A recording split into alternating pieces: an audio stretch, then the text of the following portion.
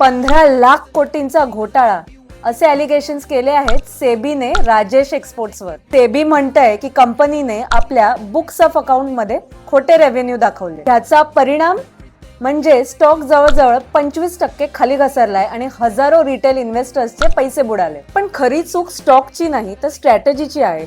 ज्यांनी आपला सगळा पैसा या एका मल्टीबॅगर स्टॉकच्या आशेवर लावला ते आज पस्तावतायत. ह्यालाच म्हणतात कॉन्सन्ट्रेटेड पोझिशनचा धोका. आता एक गंमत ऐका. इथे LIC सारख्या मोठ्या ऑर्गनायझेशनची हिस्सेदारी जवळजवळ 11% होती.